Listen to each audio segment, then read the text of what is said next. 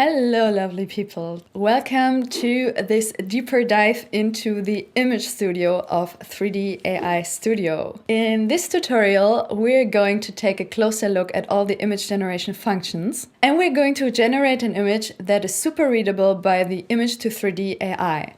I'm going to create a cool character, and you can find the prompt in the description of this video.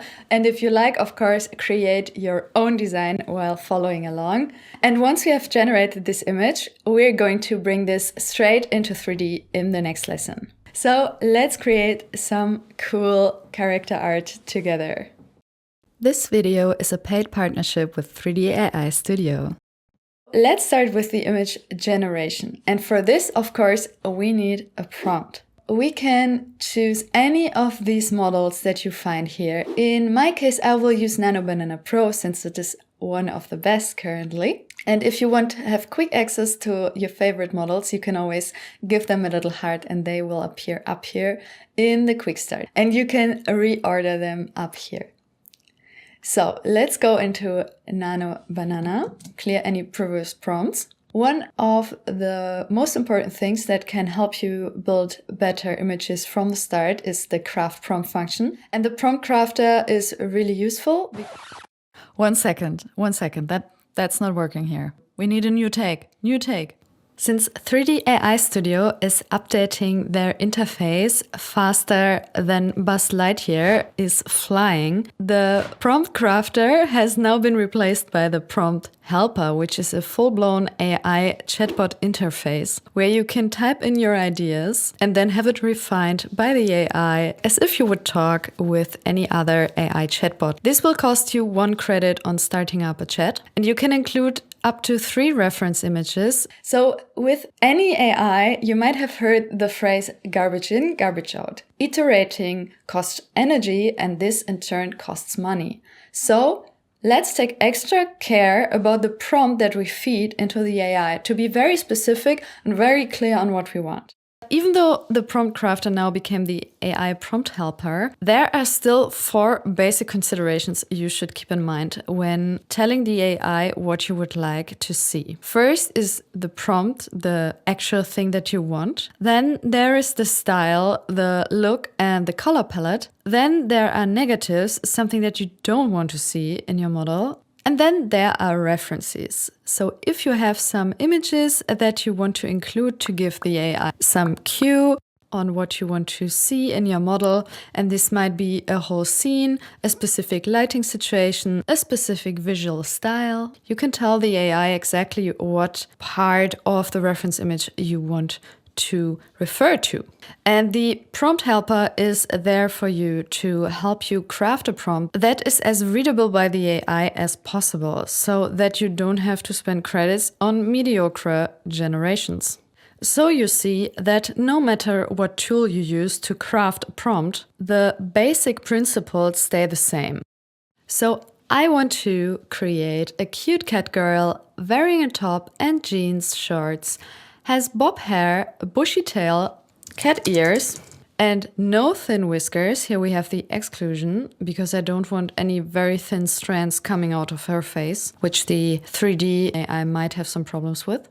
And here I'm setting the style, a retro anime style look with pastel colors. We might include cel shading, even though 3D AIs currently can't really generate cel-shaded objects very well. And then some formalities, like neutral background, a pose to make her riggable. And now let's see what the prompt helper wants to change. All right, so there weren't too many changes. If we want, we can choose some of the suggestions that Bob is kindly giving us here to further iterate this prompt. We can click Use Prompt and directly go into the image generation. For example, if we want to use Nano Banana Pro, we can just open that up. It will open up in a new tab and the prompt will be preloaded. From here, you can continue to generate your image. With Ctrl P, you can open up the prompt helper wherever you are. Later, if you want to edit your image, you can also go into the prompt helper and edit image prompt. So if you have an existing image and you want to alter it, then you could go here and refine your prompt for editing. Okay, so now this is loaded in. Let's get back to Geza. Let's paste that in here. And then we can also go for artistic, photorealistic. Why not choose high detail? I will generate 4 images in the beginning. It will cost 20 credits, but then I have the maximum choice and I use 2K resolution and then just choose generate. I also put the exact same prompt into Image Gen 3. The recipe is always the same, but they did not convince me as much as our first choice. So Nano Banana Pro came up with something. She immediately convinced me. The colors are really cool, even though they're a little bit too cutish for me. This one is cool as well. Really, really cool stuff.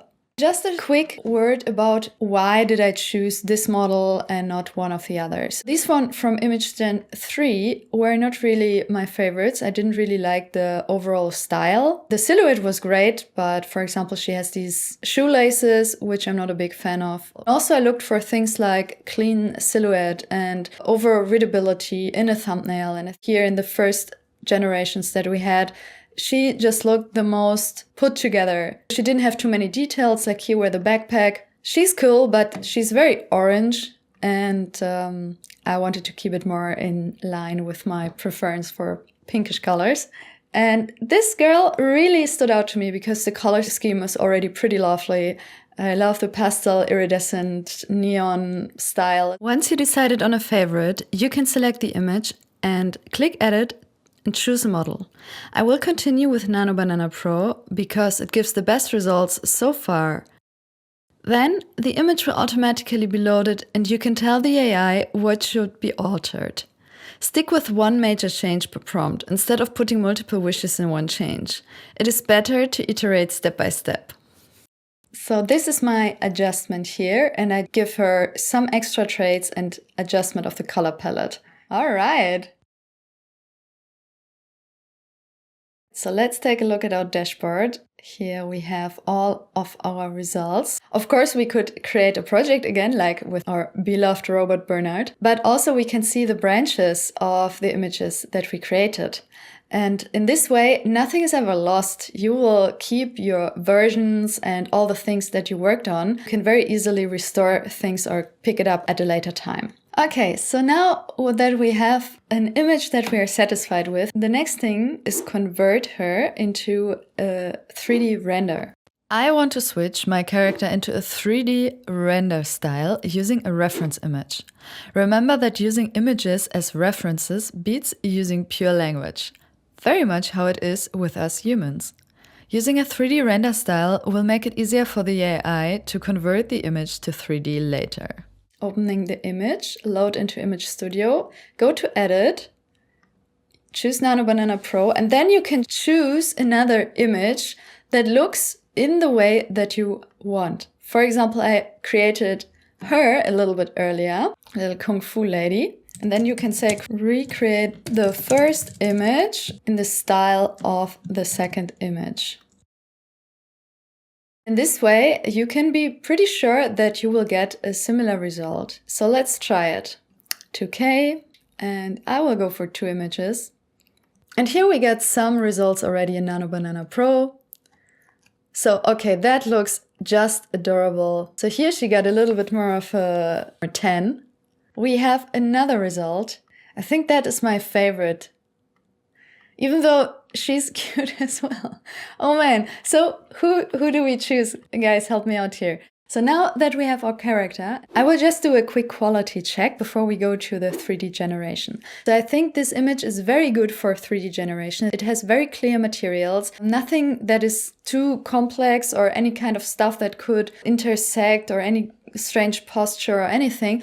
The only thing that could be a problem is the tail, but I'll let it stay and I'll just see what the 3D generator comes up with. If it's a big problem, I would just remove it and then she may be a cat girl without a tail. Sometimes these extra appendages can be a problem. Then the hair, I think it looks nice and stylized. It is not something too intricate. So I think all in all, this style is good to put into 3D without major problems. I can show you an anti-example. In the beginning, I was really experimenting pretty widely, which I really enjoyed, but it also resulted in a lot of images which were not really usable for 3D generation. For example, I asked for a beautiful ant lady. The ants are the tree people from Lord of the Rings. And I wanted a very ladylike version of these.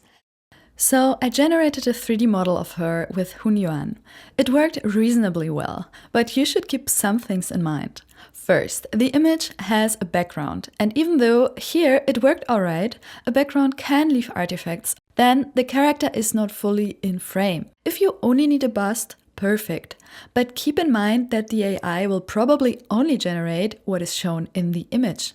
Then her hair or branches are super detailed and delicate and will neither be easy to 3D print nor will it be a delight to retopo or animate. So keep the complexity of your idea in mind.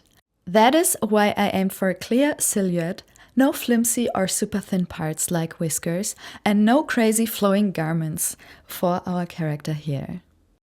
Okay, let's go back to the dashboard. Your favorites, you can give them a heart. You can filter the favorites for your favorite results here. Then you only see the ones that you gave a like you can give this video a like if you enjoyed it so far. So this is now a really nice basic image that you could plug into the 3D generator. So kudos if you followed along so far. Now we have a few things that we should do before we plug it into the 3D generator. First of all, we can upscale this image. We can just click from the dashboard on upscale so that your image becomes even more professionally enhanced. And then you can hover over here and you can see some of the improvements that have been done. Great, so let's download the result. But you don't have to download it. It will also be in the dashboard. If you refresh, you can see the Topaz upscale here. And then we can remove the background. This will cost you 2 credits. And you could also go the other route. You could go to Image Studio and go to Utilities. And then you can choose upscale and remove background here. And here you will also see how many credits this will cost you. So you can go either way. And that is our finished image, ready for being transformed into a 3D model. If you like, jump directly into the Image to 3D main lesson. Thank you so much for watching and see you in the next one.